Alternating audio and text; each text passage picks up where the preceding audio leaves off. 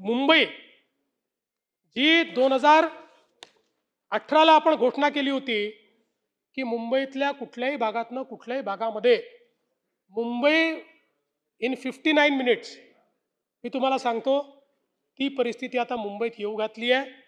पुढच्या 3 ते 4 वर्षामध्ये Mumbai will be accessible in 59 minutes. आता याच्यासोबत केवळ मुंबई नाही, तिसरी मुंबई देखील आपण तयार करतो. याचं कारण एक, आपण जर अर्थशास्त्राचा नियम बघितला तर अर्थशास्त्राच्या नियमामध्ये जगाच्या पाठीवर जी डेव्हलपमेंट झालेली आहे ही प्रत्येक डेव्हलपमेंट शहरीकरणातून झाली. जगातले जेवढे विकसित देश आहेत हे सगळे देश यांच्यामध्ये शहरीकरण झालंय. शहरीकरण तुम्ही थांबवू शकत नाही. प्रयत्न हा केला पाहिजे की या शहरीकरणाचं नियोजन करायचं.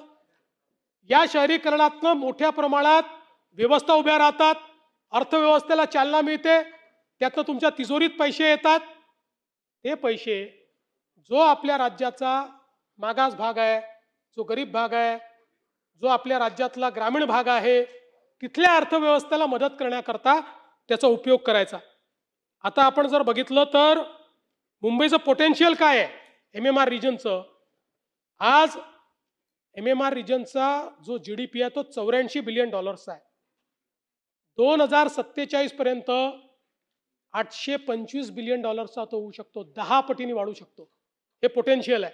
आणि म्हणून 30 नवीन बिझनेस हब, 30 नवे ट्रान्सपोर्ट प्रकल्प आपण हातामध्ये घेणार आहोत आणि जवळपास 25 फ्लॅगशिप कार्यक्रम हे या माध्यमातून आपण हातामध्ये घेतले आहेत. सिडकोच्या माध्यमातून जवळपास 31,000 कोटी रुपयाची कामं घरांची त्या ठिकाणी चाललेली आहेत. नैना आपल्याला माहिती आहे की ज्याच्यामध्ये TPS 1 मंजूर केला आहे, TPS 2 आपण मंजूर करतो.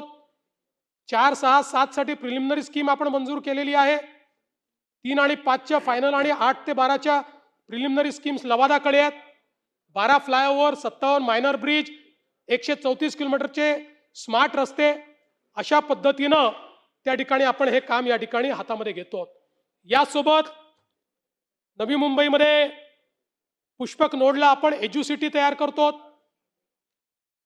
जगातल्या टॉप रँकिंग 8 युनिव्हर्सिटीज त्या ठिकाणी आलेल्या आहेत आणि ही एज्युसिटी तयार झाल्यानंतर त्या ठिकाणी 1 लाख विद्यार्थी शिकतील. 1 लाख.